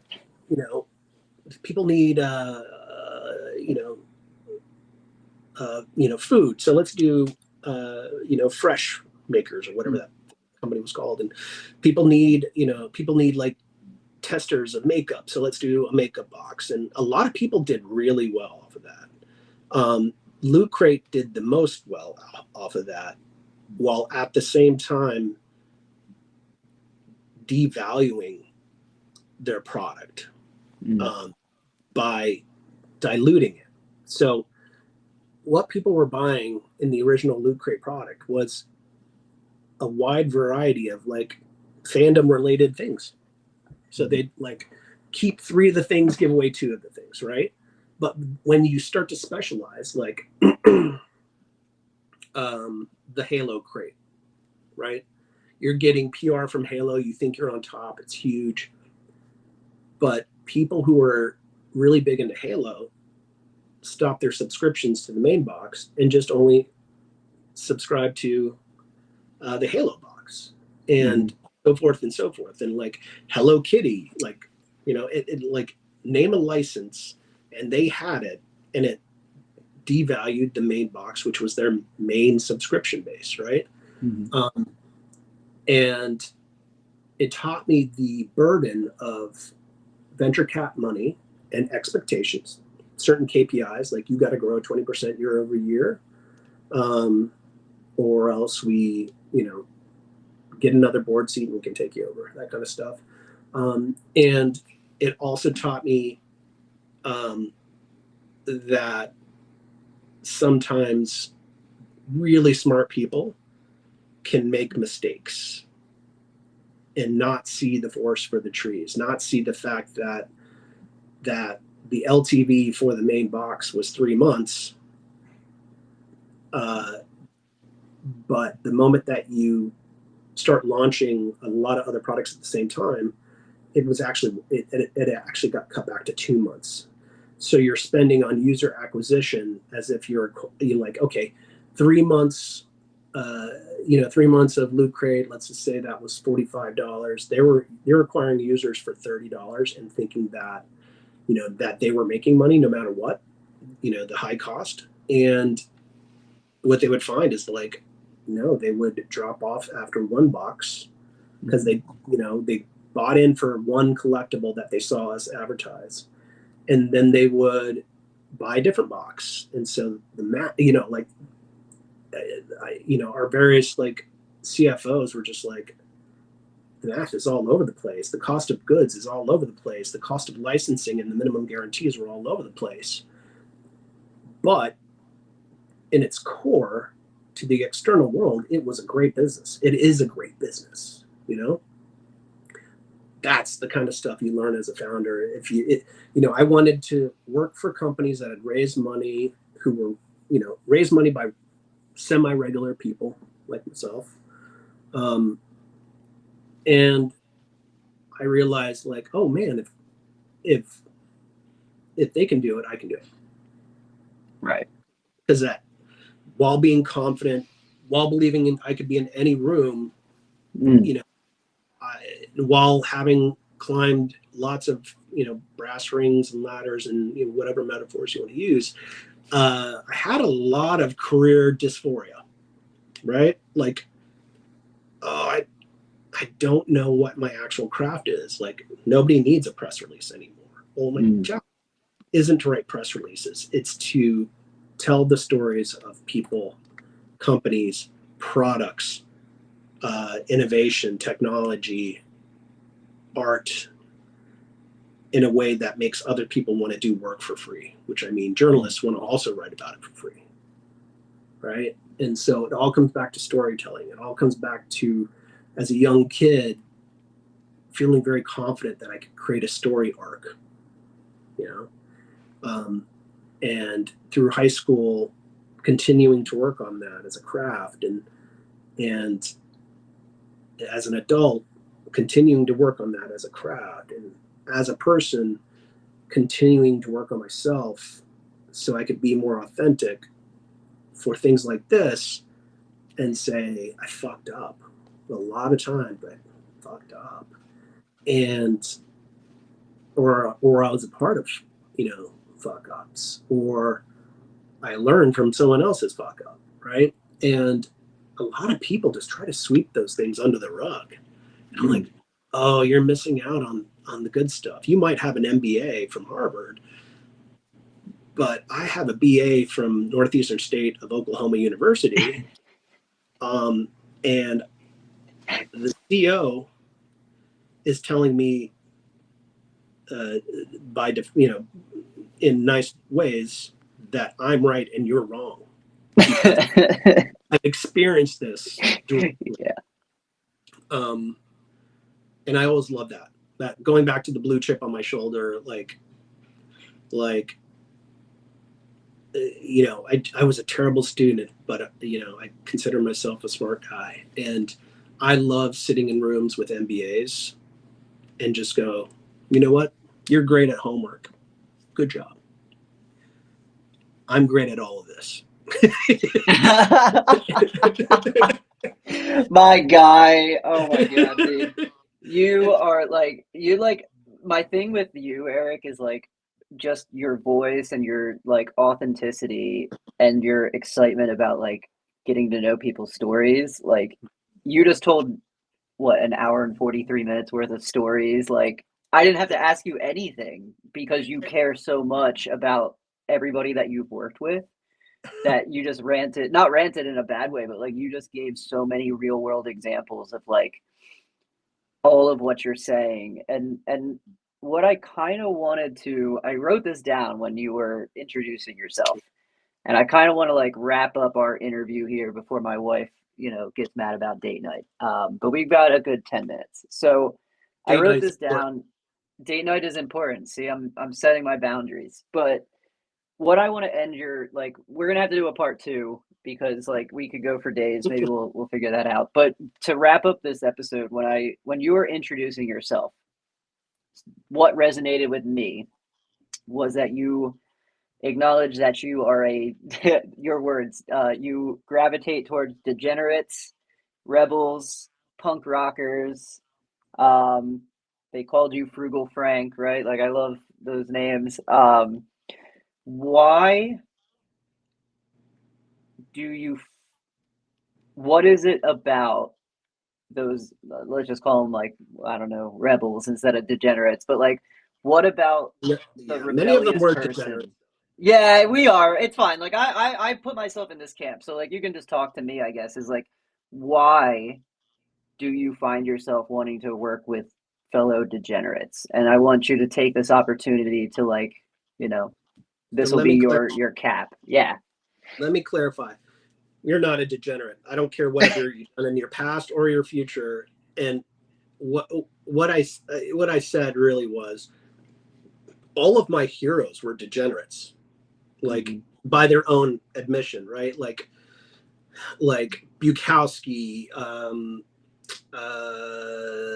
Kerouac, Kurt Cobain, you know, all of these artists across a plethora of art. I call them degenerates with love, because it's like they just don't fit into society, and I never felt like I fit. And so they are the ultimate authentic people, even though they're not good people, right? Bukowski was a horrible drunk and an abusive person, right? Like I'm a person that separates a person's art from their humanity, because life hits people differently. And so, you know, I just consume the art and forget that a person like, whoever wrote Naked Lunch, and I'm blanking on his name now, shot and killed a person, when he was high on heroin, right? So what I'm attracted to are people who are uniquely authentic and are in search of themselves, right? It's not a end state, it's a journey. What I love about you is that you came into our fledgling company and instantly applied your craft, which is well honed, and you were yourself. And so I instantly trusted you.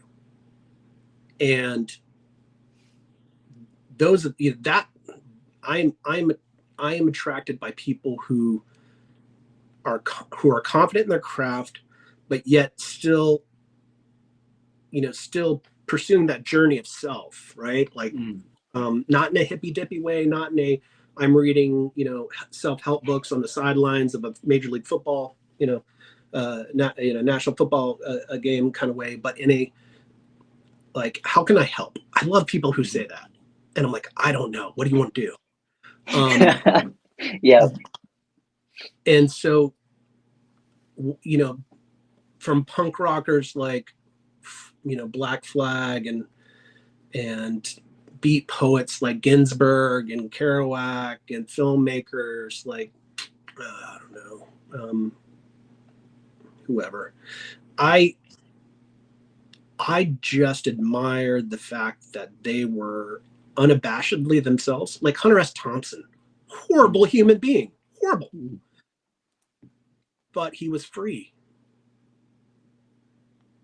And that was something I never felt until, like, quite frankly, like, I started my own company. And my first company was not successful, but I was free. And it opened another world to me of film producing, where, I technically sold a movie and a television show in the same year. That's a good record. But then, COVID happened. So blast curve, COVID ruined everything. And we were working with, great actors, very well-known actors. I can stop name dropping now. But, like, what's funny is the insecurity around being the Forrest Gump of entertainment is that, yes, I've been in proximity with Steve Wozniak and earned the friendship of a couple of people and 50 Cent and all that stuff. And I'm insecure about it because I'm not name dropping. I'm just talking about my jobs. And I don't think that their involvement was the cool part of the job. It was the expression of their art, which was the cool part of the job. Like being on the set of a music video, that experience, cool part of the job. being on the set of, you know, the first Punisher movie with Thomas Jane, cool part of the job, right? You know, meeting Stacy Keibler from the WWE, cool part of the job, you know, like seeing all these, like, you know, here's another, so it's not about celebrity, and I know you need date night. So I worked on one of the first Warhammer 40K games. Dude, I'm building Warhammer 40K right now. My friend is getting me into. Okay, holy shit, I'm clipping it. Go ahead, continue. So I was working with, I believe it was Avalanche, and we were working on Warhammer 40K Fire Warrior. Okay. It was, and my marketing partner, she's like, Eric, I don't get this stuff, and because she had come from working on like licensed games like SpongeBob SquarePants and things like that.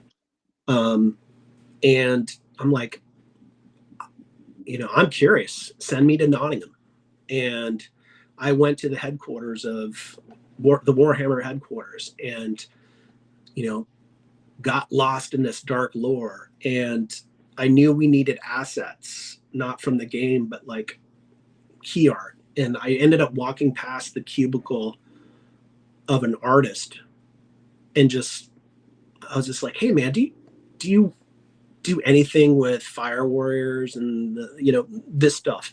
He's like, yeah, mate, I do. You know, I do everything they ask me to do. I mostly, you know, pencil sketch for, you know, for the novels and the books or whatever. And I'm like, I don't know if you've got like an hour or half an hour, but we're struggling with the video game.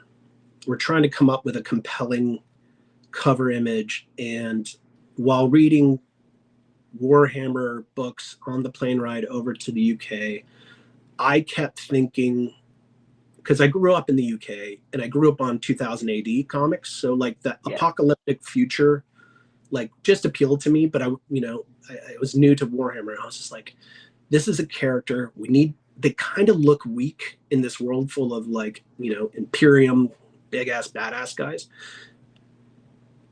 Can you put a Fire Warrior on like a mound of skulls and make it look like, you know, it was their trophies, you know, it was that, you know, like, make it look like that was their prize, right? And he's like, that sounds killer. Like, go have a beer in our in-house pub and then come back to me in an hour. And that image became the cover of Warhammer 40K Fire Warrior. Oh my God, dude. What? You've never told me this shit. What? And that was, talk about like way out of my lane. I just called Monica. I was like, I got your cover. And she's like, what? I said, either I'm going to use it to pitch a magazine cover, or you're going to use it for the box. But I think you should use it for the box. And I emailed her it, and she's like, yeah, this is great. Let's just colorize and turn it into something professional. And that's when I knew I can just do stuff outside of what I'm told to do.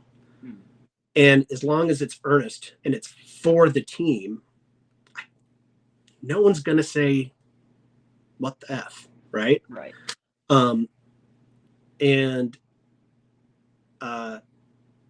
And like, it's because I started allowing myself the freedom to be a little bit of a raconteur, a little bit of a punk rock. But I didn't make it about my ego. I made it about my desire to make cool shit, that it was allowed and it was appropriate. You know, I've been in rooms with narcissists. I've been screamed at by CEOs, and I've literally told them, are you done?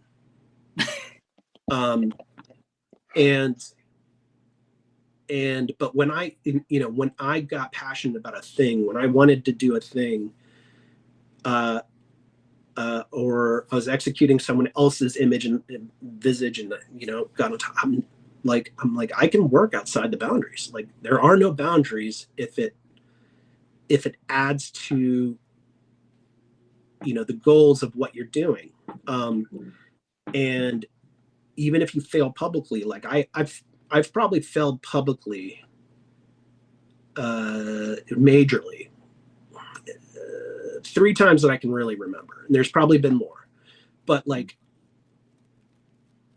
you can bounce back from that. People don't remember that shit. What they remember is the cool thing that you're doing for them now. And so flash forward, I've I co-created a game development studio with a guy who was my Uber driver one night. Shout out Crandon. Shout out Crandon. Because just a random guy started pitching me a game in an Uber at 11:30 at night. And I said, you know what? I'm going to do what most people don't do. I'm going to listen. I'm going to throw away my ego and I'm going to listen. And it is a phenomenal idea. Shout out to Universe. It's on Steam. It is still very early, but I opened myself up to being a rebel and saying, you know what, instead of going to a guy I worked with at Bungie or Bioware years ago and saying, would you like to start a company with me? I found talent who is Crandon Dillard is passionate, emotionally connected to the outcome, pragmatic, an incredible leader, and an incredible person, and someone who is dedicated to the art of learning, right? Like he's a self-taught Unreal developer, and I fucking love that. I'm like, you're a fucking punk rock guy like me, right? Mm-hmm. Like, you want to learn, you want to take risks, and so I was like, I'm going to help you build a company. And then with my own stuff, because you have to pay the bills when you're a founder, I went back to music and games, and I created a niche. I created a niche that few people really understand or are executing on it really well, which is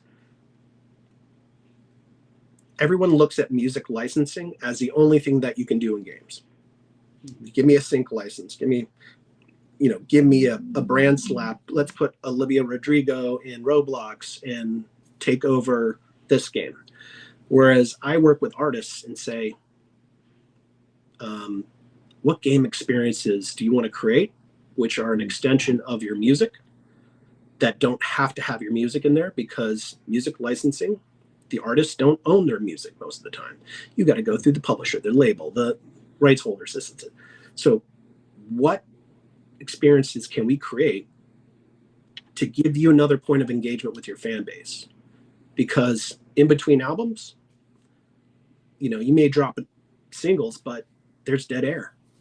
Mm-hmm. And so now I'm working with, I can't name a couple names, but I'm working with a very, very, very, very famous and emerging, like blowing up emerging hip hop artist with Sony Music on a Fortnite experience that doesn't exist.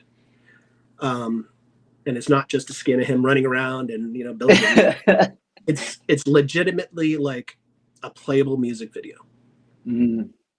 And shout out to my guy Tim, goes by Trimix on YouTube. Like, I heard Sony wanted something for this artist, and I had met Tim, and I created this idea in my head, and then I brought it all together and got everybody to sign off on this. And then I started working with Five Finger Death Punch, and because Zoltan Bathory was the face of Call of Duty Season 5. The guy with dreads? Yeah. He's my buddy, and they're a platinum hard rock band, the successor to Metallica, basically, because they're on tour with Metallica, or were. And come to find out, he's just a huge jujitsu fan, and like literally a world competitive jujitsu artist. And he just started a professional grappling federation. Think of UFC, but for jujitsu. So cool. That is just like so cool. All the things that you do, man. Like, keep going. I'm sorry. And the reason why I'm mentioning that is these artists are only known for the one thing, and they come to me to go, help me tell the story about the other things. So my final thing that I'm working on as a consultant as well is I'm working with Slipknot, and Clown from Slipknot is, spilling the tea on the first episode. Let's go, Eric. Yeah, let's go. Clown from Slipknot is, he's a lot. I when he talks about his love for video games, I hear myself. They are an escape for me. They're a structured world of order. That before I created my foundation in mental health, like I'm on the right meds now. I'm on, I'm completely sober. Like literally I had to get that foundation together to be my best self, to rise to the occasion of these opportunities. But to finish this off, I kept hearing all these things from Clown, and the reason why he plays games were to find that structure, to find that escape. And I think by the time that this really starts to get out and make a little noise, I think I can kind of break it here, is that he and his son are super into Minecraft. And so Clown decided to program and also hire some additional, programmers to create their own private realm. And this private realm is dedicated to a little bit of Slipknot, but it's not promotional. There's no upcoming album that's connected to this. He's not trying to sell anything. It's its own universe, inspired by some of his experiences through Slipknot. It even has some memoriams to some of the bandmates that have passed on throughout the years. Cool. And he trusts me to tell that story. And it's not like, hey, we got a hot new album from Slipknot, right? We don't. It's not about that. It's about, why does an artist choose to create art in another medium? Because it's fucking punk rock. And those are the people that I like to hang out with. Eric, I'm going to stop you before you go in another rabbit hole, because that was the best bookend I think I've ever heard you do in your entire life. Well said, my friend. So I want to firstly say thank you. Like, you are a friend, a mentor. You've known me, I'm just going to get a little personal. Like, you've known me for like a little while now, and you've seen me like in my bottoms and my tops and everywhere in between. And I just have to say, one, thank you for being who you are. Like, us punk rockers, man, like degenerate is a badge of honor that I wear. I fucking love it. But I am so fucking proud of the person that you are. Like, I know we don't get a lot of credit, but like, I'm proud that I get to know somebody as cool as you, somebody as not cool, like you're not a cool guy. We're not cool. We're nerdy. No. But I mean cool, like in the true punk rock sense of like, you care so deeply about what you're doing, and it's not for money. It's not for fame. You're trying to tell stories. And that's why I think that we got along so well.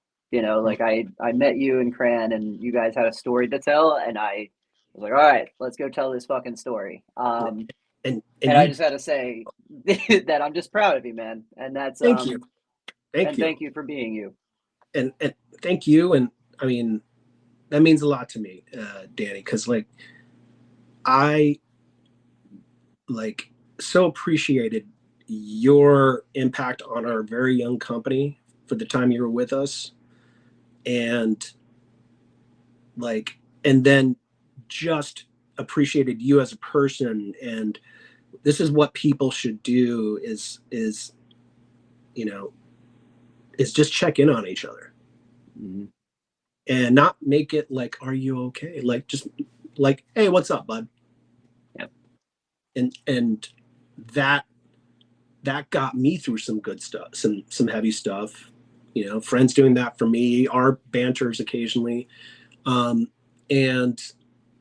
thank you for recognizing that, you know, that it's sometimes cool to be Forrest Gump, you know? You don't always have to be, you know, you don't always have to be the lead singer. And that's the, you know, it's pretty cool to mix metaphors as well. Yeah, you're the master of metaphors. Everybody, Thanks, Eric Reynolds.